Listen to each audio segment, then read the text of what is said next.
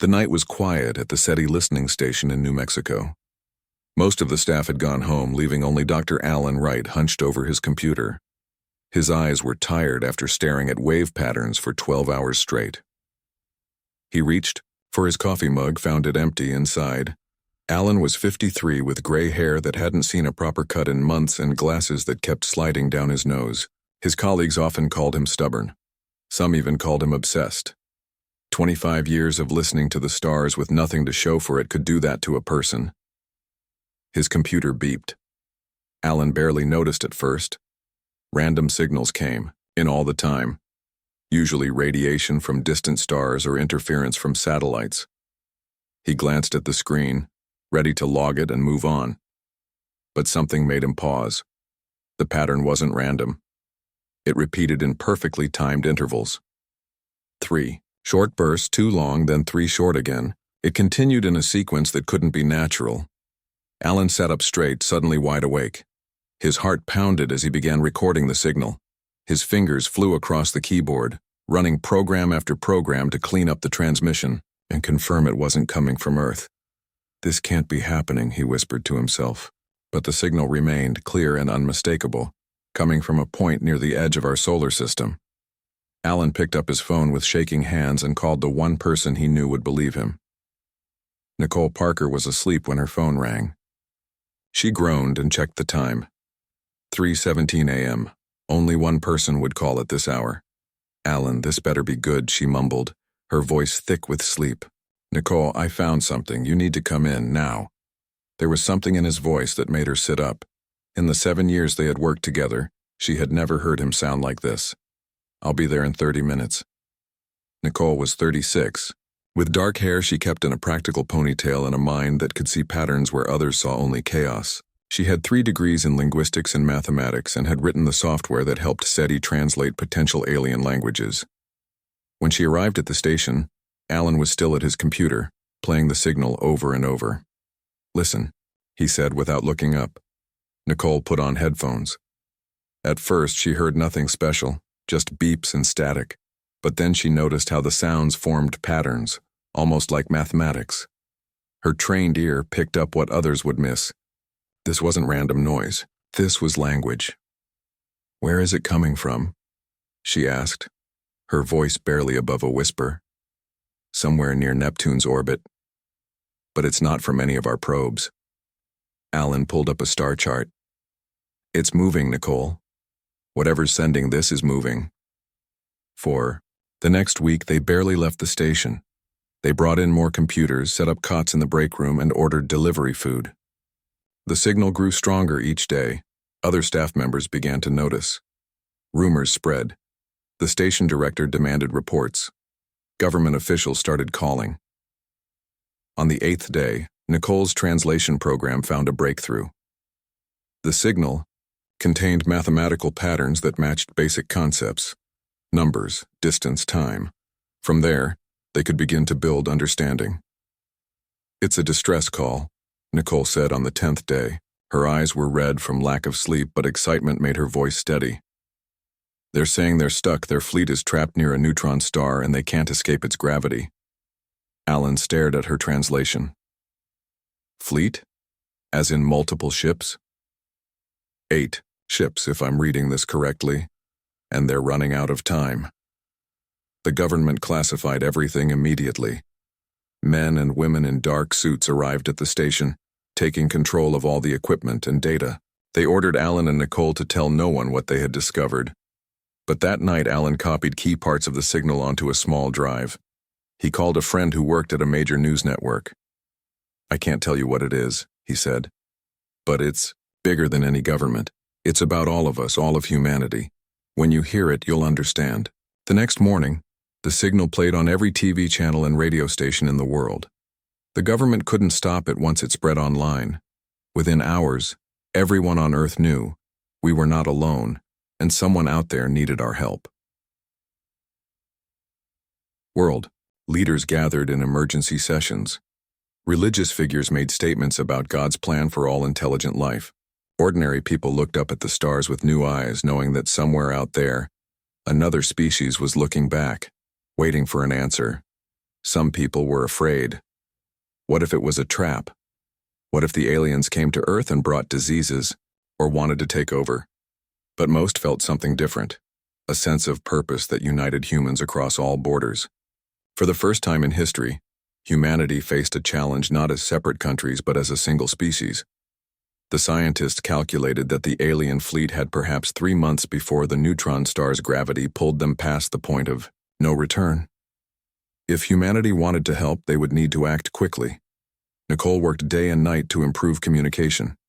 Using mathematics as a foundation, she built a simple language to share complex ideas. Through this new language, Earth learned more about the aliens who called themselves the Vorith.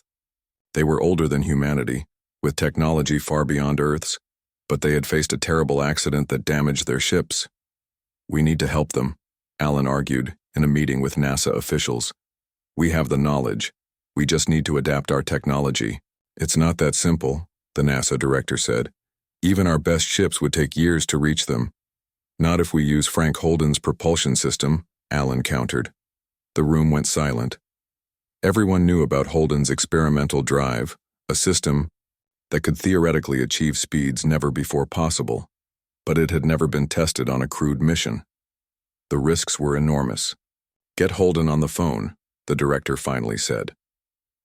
As the call was being placed, Nicole looked at the latest transmission from the Vorith. Their message was simple but powerful. "Help us, or we die." She turned to Alan. "Even if we can send a ship, what can a handful of humans do that an advanced alien civilization can't?" Alan smiled tiredly. "That's what we'll have to find out." Outside the station, reporters camped in the desert heat, waiting for news. Around the world, people watched the skies and debated what should be done. Government hotlines were flooded with volunteers offering to go on the mission, knowing they might never return. Humanity faced a choice: turn away and let another civilization die, or risk everything to answer a call from the stars. In a private moment, Alan stood outside the station looking up at the night sky. "We're coming," he whispered to the distant aliens. "Somehow we're coming." 3 weeks after the alien signal was discovered, Captain Diana Miller stood in a large room at NASA headquarters. Maps and charts covered the walls. People rushed back and forth with papers and tablets. Everyone looked tired but moved with purpose. Diana was 42 years old with short brown hair and eyes that missed nothing. She had spent more time in space than most astronauts, commanding 3 missions to the International Space Station. When NASA called her about a new mission, she thought it would be another routine assignment. She never imagined they would ask her to save an alien civilization. "Captain Miller, we need your decision by tomorrow," said the NASA director. He slid a folder across the table. "This mission has a 30% chance of success. Those are not good odds." Diana opened the folder and looked at the mission details. Again. The plan was to reach the stranded alien fleet in just under 2 months using an experimental drive system. No human had ever traveled that far from Earth. No one knew if they could survive the journey, let alone help when they got there. "I already decided," Diana said. "I'm going." Across the building, Frank Holden was arguing with a room full of engineers. He was 36, tall and thin, with hands that never stopped moving when he talked. His dark skin was weathered from years of testing equipment in the desert. "The drive will work," he insisted, pointing at complex diagrams on a screen. "I've tested the prototype for 5 years. Yes, it's never been used on a full-size ship. Yes, there are risks, but it's the only way to reach the Vorith in time." Frank had designed a propulsion system that used principles most engineers thought impossible. The scientific community had laughed at his ideas for years. Now they needed those same ideas to save lives. "Even if we get there," one engineer said, "how will we help them? Their technology is far more advanced than ours." "Sometimes you don't need the most advanced solution," Frank replied. "Sometimes you just need a different one." In a lab down the hall, Dr. Kevin Moore carefully packed medical supplies. He was 49, with kind eyes and gentle hands that had treated patients in war zones and disaster areas around the world. He had never imagined using those skills on aliens. Kevin studied the data from the Vorith about their biology. They breathed methane instead of oxygen. Their blood was copper-based, not iron-based like humans. Their bodies could withstand radiation levels that would kill a human instantly. Everything about them was different. "How do you prepare to treat patients you've never seen before?" asked a young doctor watching him work. Kevin smiled slightly. "The same way doctors have always done when facing the unknown. You observe, you learn, and you do your best not to make things worse." In another part of the building, Lisa Campbell practiced communication patterns on a specialized computer. She was 38, with red hair pulled back in a tight bun and a calm demeanor that had helped her negotiate peace between warring factions in 3 different countries. Lisa had never expected to become humanity's first diplomat to an alien species. She had studied human languages and cultures all her life. Now she worked day and night with Nicole Parker's translation program, learning to communicate with beings who had no concept of human speech or expressions. "The Vorith communicate through light patterns as well as sounds," she explained to her team. "We need to be prepared to speak with our hands, our faces, and our whole bodies if necessary." The 4 of them, Diana, Frank, Kevin, and Lisa, met for the first time in a conference room with windows facing the launch pad. Outside, workers swarmed around a ship unlike any built before. It was called the Endeavor, and it represented humanity's greatest achievement and last hope for the Vorith. "This is everyone?" Diana asked, looking at the small group. "The ship can only carry 4 people if we want to bring enough supplies to help the aliens," the mission director explained. "You 4 were chosen from thousands of volunteers because your skills complement each other." They introduced themselves awkwardly, these strangers who would soon trust each other with their lives. "Why did you volunteer?" Kevin asked the group after a moment of silence. "You all know the chances of returning are slim." Frank spoke first. "Because no one has ever gone this far before. Because my drive system might actually work." He smiled. "And because I've always wanted to meet aliens." Lisa said, "Because if we don't go, the entire civilization dies. How could I live with myself if I didn't try?" Diana looked out at the ship. "Because someone has to. And I've never left people stranded, no matter how far away they are." Training began immediately. The crew had just 3 weeks to prepare for a mission unlike any in human history. They learned to operate the ship's systems, practiced emergency procedures, and studied everything known about the Vorith and their fleet. Every day brought new challenges. The drive system needed adjustments. The communication systems kept failing. The life support systems weren't designed for such a long journey. This would normally take years to prepare for, Diana told her crew during a rare break. "We're trying to do it in weeks." "The Vorith don't have years," Kevin reminded her. "Their last message said the radiation levels are increasing faster than expected. They've already lost power in sections of their ships." The night before launch, Diana couldn't sleep. She stood at her window looking up at the stars. Somewhere out there, 8 massive ships drifted closer to destruction every minute. Thousands of alien lives hung in the balance. Her phone rang. It was her daughter. "Mom? Are you still awake?" "Just thinking about tomorrow," Diana said softly. "I'm scared," her daughter admitted. "But I'm also proud of you." Diana felt tears in her eyes. "I'm scared too. But this is bigger than us. Sometimes you have to be brave even when you're terrified." Launch day arrived with clear skies and light winds, perfect conditions. The crew of 4 walked toward the Endeavor in their specially designed suits, aware of cameras broadcasting the moment worldwide. People had gathered in cities and towns across the planet to watch the launch. They held signs wishing the crew good luck in dozens of languages. As Diana climbed into the captain's seat, she thought about all the unknowns ahead. No one knew if the drive would work for the entire journey. No one knew what they would find when they reached the Vorith fleet. No one knew if they would ever see Earth again. But one thing was certain. Humanity had answered the call. "Endeavor, you are cleared for launch," came the voice from Mission Control. Diana looked at her crew, these 3 people who had chosen to face the impossible with her. "Let's go save an alien fleet," she said. The engines ignited, and the Endeavour rose from Earth, carrying humanity's best hope toward the stars. The journey to the Vorith fleet tested the Endeavour and its crew in ways no one could have predicted. Frank's drive system worked better than expected, pushing the ship to speeds humans had only dreamed about. But the human body wasn't made for such travel. The crew spent days fighting nausea and headaches as strange forces pulled at them. "How much longer?" Lisa asked on day 38 as she floated in the ship's small medical bay. Her face was pale, and she held a bag for sickness close to her chest.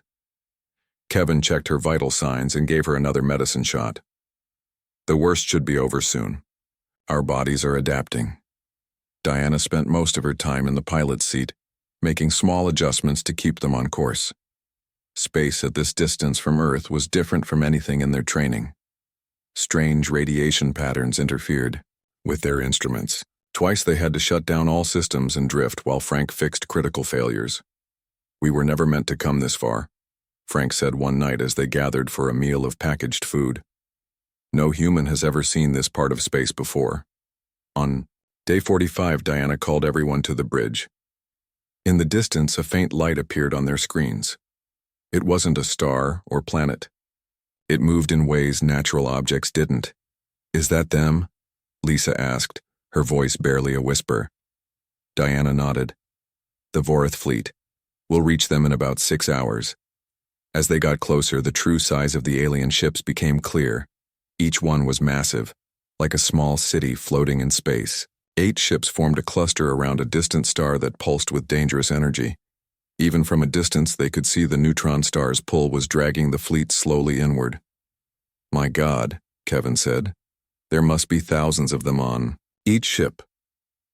Diana opened the communication channel they had prepared using Nicole's translation program. She spoke slowly, allowing the computer to convert her words into the mathematical light patterns the Vorith would understand.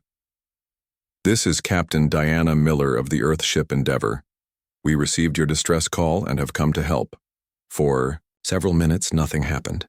Then a burst of colored light appeared on their screen. The computer translated, "Earth beings, you came. We did not believe you would." The next hours were a blur of activity. The Endeavour docked with the largest Vorith ship. The crew put on special suits designed to protect them from the methane atmosphere the aliens breathed. Lisa led the way, carrying equipment to help with translation. Their first sight of the Vorith left them speechless. The aliens were tall, nearly 8 feet, with bodies that seemed both solid and fluid at the same time. Their skin changed colors as they moved, creating patterns of light that formed words. They had no faces as humans understood them, just smooth surfaces with sensing organs that followed the humans' movements. "They don't look anything like us," Frank whispered. "But they built ships. They reached the stars. They're not so different." After all, the Vorith leader approached. Its body glowed with soft blue and green lights that the translator converted to words. "You have traveled far to reach us. Why would you risk your lives for beings you have never met?" Lisa stepped forward.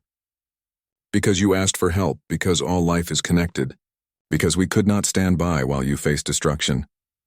The Vorith's colors shifted to deep purple. "We have much to learn from each other, but time is short. The star pulls us closer each day." The humans were led through the alien ship. Despite their advanced technology, the damage was clear. Machines lay broken. Walls showed cracks from stress. In one large room, hundreds of Vorith stayed in sleep chambers to conserve the ship's limited resources.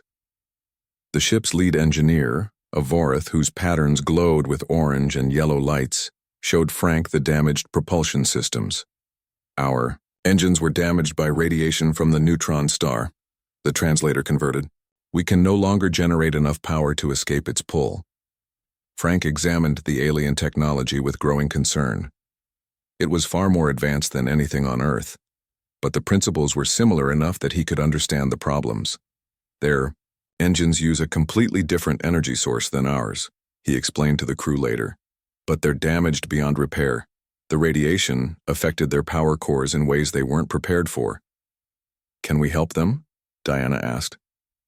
Frank ran his hand through his hair, a habit when he was thinking hard. Maybe. Our drive system uses different principles. It might not be affected by the same radiation, but our ship is too small to move even one of their ships, let alone 8. What if we shared our technology? Kevin suggested. Could they adapt it to their ships?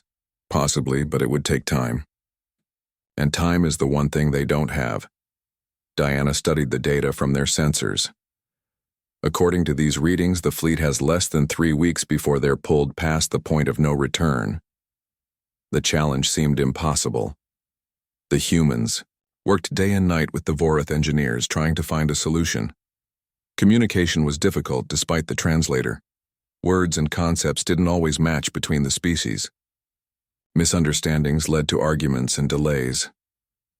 One day, a young Vorath approached Lisa. Its colors were soft and hesitant, showing it was still learning to communicate. "Why do humans sleep so much?" it asked through the translator. "We have watched you. 1/3 of your time is spent unconscious." Lisa smiled. "Our bodies need rest to heal and process information." "How do Vorath rest?" "We enter short periods of stillness several times a day. We do not lose consciousness as you do." These small exchanges helped build trust between the species. The Vorath were an ancient race that had traveled between stars for thousands of years. They had seen many worlds but never encountered another intelligent species that could communicate with them. As they worked together, the humans learned more about the disaster that had stranded the fleet. The Vorath had been searching for a new home world after their own star began to die. During their journey, they detected unusual energy readings from the neutron star and approached to study it. A sudden radiation burst damaged their engines, leaving them trapped by the star's gravity. Frank spent every waking hour studying the alien technology, looking for ways to combine it with human science. He realized that while the Vorath ships couldn't generate enough power to escape, the Endeavor's drive used power differently. "I think I have an idea," he told Diana on their 10th day with the fleet. "But you're not going to like it." His plan was daring and dangerous. They would need to remove key components from the Endeavor's drive system and integrate them with the Vorath technology. It might give the alien ships enough power to break free, but it would leave the human ship without its main engine. "That would strand us here," Diana said, her voice steady even as she understood what it meant. Frank nodded slowly. It might be the only way to save them. The crew faced their greatest challenge yet, deciding whether to sacrifice their only way home to save an alien civilization they had just met. Diana called a meeting in the small dining area of the Endeavor. Her crew sat around the table, faces tired from days of nonstop work. The ship's lights flickered occasionally as power was diverted to run tests on the Vorath technology. "We need to make a decision," Diana said. "Frank's plan could save the Vorath ships, but we would lose our main engine. We might never get home." Kevin looked down at his hands. His skin was pale and his eyes were bloodshot. The past few days he had been treating Vorath who were sick from radiation exposure while fighting off illness himself. "The radiation is getting worse," he said. "I've seen what it's doing to the Vorath. If we don't help them leave soon, many will die before the star pulls them in." Lisa nodded. "We knew this might be a one-way trip when we volunteered. We came to save them, not ourselves." Frank spread out diagrams showing how to connect their drive system to the Vorath ships. "There's more bad news. Even if we use our engine parts, the calculations show we can only save 7 of their 8 ships. The largest one is too big and would need more power than we can generate." The room went silent. The idea of leaving one ship behind, with hundreds of Vorath on board, was unthinkable. "There has to be another way," Diana insisted. "We don't leave anyone behind." They brought their plan to the Vorath Council, a group of elders whose skin patterns glowed with complex, deep colors that the translator struggled to interpret. Using images and simplified terms, Frank explained how they might save 7 ships but would have to abandon the largest. The council's patterns darkened to deep blue and purple tones that the humans had learned indicated distress. Their leader stepped forward. You would sacrifice your way home to save our people? The translator converted. And yet we would still lose the ancestral ship and all who travel on it? The ancestral ship, they learned, carried not just living Vorith but their entire cultural history, art, music, scientific knowledge collected over thousands of years of space travel. It also housed the oldest and weakest members of their civilization, who couldn't be moved safely to other ships. We need more time, Frank told Diana as they returned to the Endeavor. There has to be a solution that saves everyone. But time was running out. The neutron star's gravity grew stronger each day. Warning alarms sounded frequently throughout the Vorith fleet as systems failed under the increasing strain. In the medical bay, Kevin worked alongside Vorith healers to treat more cases of radiation sickness. On what would be their 18th day with the fleet, Kevin collapsed while treating patients. Diana and Lisa carried him back to the Endeavor, where he lay shivering in his bunk. The radiation, he mumbled. It's affecting me differently than the Vorith. They can handle higher levels. While treating him, Diana noticed something strange. Your blood work shows traces of Vorith biochemistry. How is that possible? Kevin managed a weak smile. I've been studying their biology. Their copper-based blood has remarkable properties. It adapts and bonds with other elements in ways we've never seen before. Diana stared at him, an idea forming. It adapts and bonds with other elements? Frank needs to hear this. She found Frank working with a young Vorith engineer named Lumen. Unlike the elders, Lumen's patterns were bright and fast-changing, showing curiosity and energy. The two had developed their own shorthand communication that sometimes worked better than the translator. Kevin discovered something about Vorith blood, Diana explained. It adapts and bonds with other elements. Could that principle apply to energy systems too? Frank looked at Lumen, whose colors shifted to bright yellow, a sign of excitement or insight. Adaptive bonding, Frank said slowly. What if instead of trying to power each ship individually, we connect them together? The energy could flow between ships, adapting to each one's needs. Lumen's colors flashed rapidly. The translator struggled to keep up. Like our ancient migration chains when our ancestors first left homeworld, ships linked, sharing resources. Frank grabbed a tablet and began making calculations. If we daisy-chain the ships together, with our drive technology as the initial power source, and each ship's remaining power systems amplifying and passing it along. He worked through the night with Lumen and a team of Vorith engineers. By morning, they had a new plan. They would create an energy chain linking all 8 ships together. The Endeavor's drive would provide the initial boost, then each Vorith ship would use its remaining power to amplify the effect and pass it to the next ship. It's never been done before, Frank told the crew. It will require perfect timing. If one link in the chain fails, they all fail. Diana studied the plan.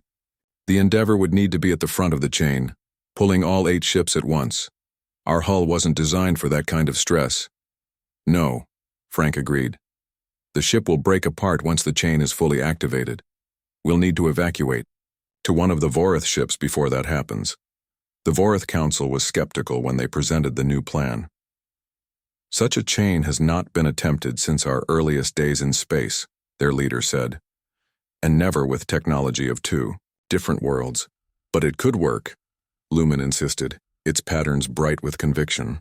The human drive operates on principles that resist the star's radiation. Combined with our systems, it creates something new. While the council deliberated, the situation grew more desperate. The fleet drifted closer to the point of no return. Power systems failed on 2 of the smaller ships, forcing the Vorith to evacuate to the remaining vessels. Finally, the council approved the plan. We have no choice, their leader told Diana. We will trust in your species' ingenuity and our combined strength. Preparations began immediately. The Endeavor was modified to serve as the lead tugboat for the energy chain. Parts of the ship had to be dismantled to access the drive core. Cables and connectors were improvised from materials from both human and Vorith technology. Frank worked with Lumen to create the interface between the 2 different technologies. Lisa coordinated communication systems so that all ships could activate their systems at precisely the right moment. Kevin, still weak from radiation exposure, developed protection protocols for both species during the attempt. Diana oversaw everything, knowing that the lives of thousands of Vorath and her own crew depended on this desperate plan working. The stress showed on her face, but her voice remained calm as she gave orders. "We came to save them," she reminded herself. "And that's what we're going to do, no matter what it costs us." The night before they would attempt the chain, Diana recorded a message to be sent back to Earth. She spoke of what they had learned from the Vorath, of the beauty of seeing another intelligent species among the stars. She didn't say goodbye to her family, but the message was filled with love for the home they might never see again. "Tomorrow," she told her crew as they prepared for their most challenging day yet, "we make history. Human and Vorath history together." The day of the rescue attempt dawned with a burst of deadly radiation from the neutron star. Alarms blared throughout the Vorath fleet. The star was becoming more unstable, accelerating their timeline. "We need to move now," Diana told the Vorath Council. "We can't wait any longer." The 8 massive ships slowly moved into position, forming a line away from the star. The Endeavour, tiny in comparison, took its place at the front of the line. Inside, Frank made final adjustments to the drive system while Lisa coordinated with each Vorath ship. "All ships report ready," Lisa said, her voice steady despite the tension in the air. "Communication links are stable." Kevin sat at a monitoring station, still weak but determined to do his part. "Radiation levels are rising. We have a 90-minute window before it becomes too dangerous for the chain to work." Diana took her place in the captain's chair. "Let's bring everyone home." The plan started with the Endeavour powering up its modified drive. The small human ship shuddered as energy built up beyond its design specifications.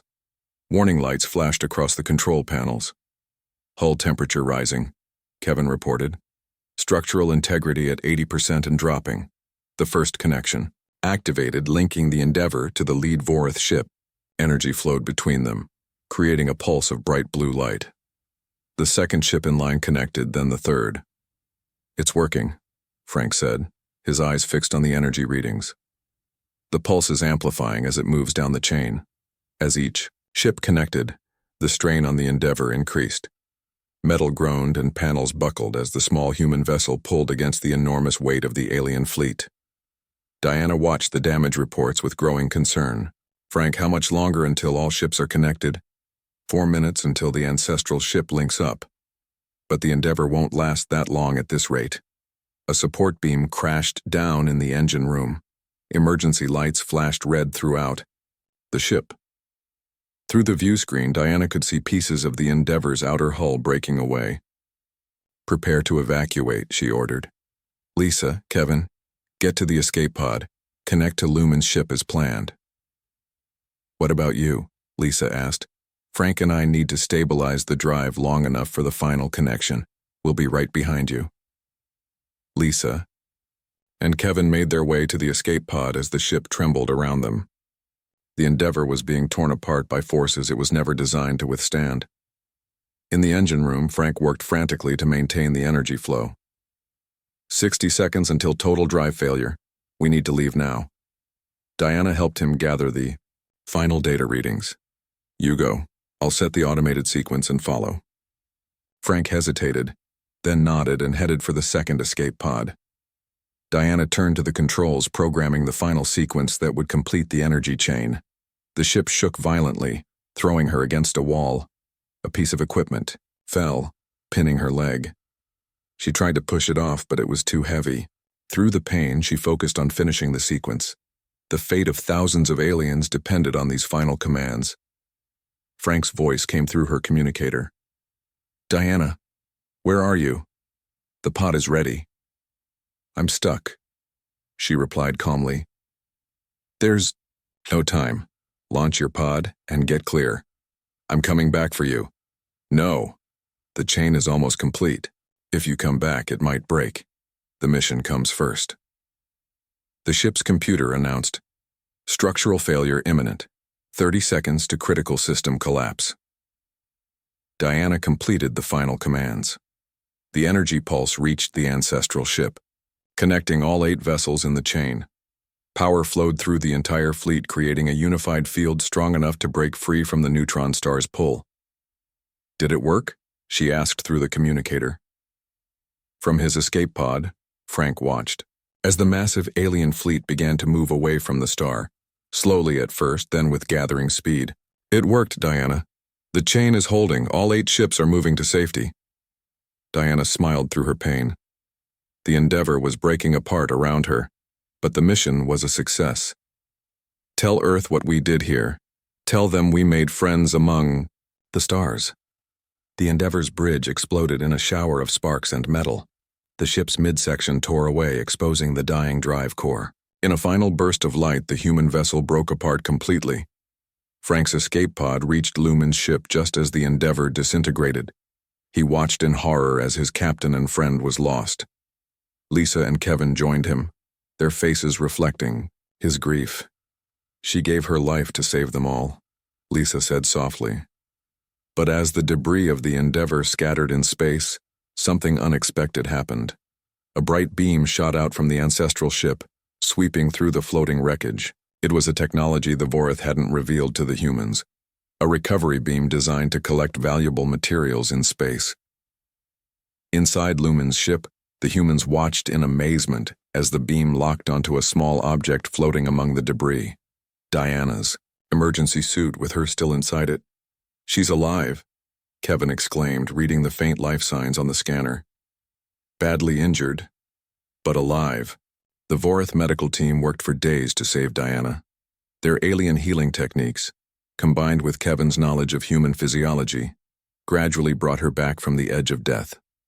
Her first words upon waking were to ask if all the ships had escaped. "Yes," Lumen told her, its colors glowing with warm gratitude. "Thanks to you and your crew, our entire civilization is safe." In the weeks that followed, as Diana recovered and the fleet traveled to a safe distance from the neutron star, the humans were welcomed as heroes among the Vorith. They learned more about the ancient species' history, culture, and technology. The Vorith in turn were fascinated by human resilience, creativity, and willingness to sacrifice for strangers. The Vorith Council called a special gathering in the Great Hall of the ancestral ship. All 4 humans stood before thousands of aliens whose lives they had saved. The council leaders' colors shifted to a formal ceremonial pattern that the translator interpreted with reverence. "From this day forward, our fleet shall be known as the Earth Touched. We will add your genetic patterns to our archives, preserving the memory of human courage for all generations to come." Then the leader revealed their decision. The fleet would change course. Instead of continuing their original journey, they would head toward Earth. It would take many years, but they would return the humans to their homeworld and establish formal relations between their species. That night, the 4 humans stood together in a viewing chamber, watching the stars. Their journey had cost them much. They had nearly lost Diana, the Endeavor was gone, and years of their lives on Earth had been sacrificed. But they had gained something precious, proof that humanity was not alone in the universe, and that different species could work together for survival. "Do you think Earth is ready to meet the Vorith?" Kevin asked. Frank smiled. "After what we've been through together, I think it's the beginning of something amazing." As the fleet traveled through the darkness of space, a message raced ahead, of them at light speed, carrying news of what had happened. It would reach Earth years before the fleet arrived, giving humanity time to prepare for their new friends.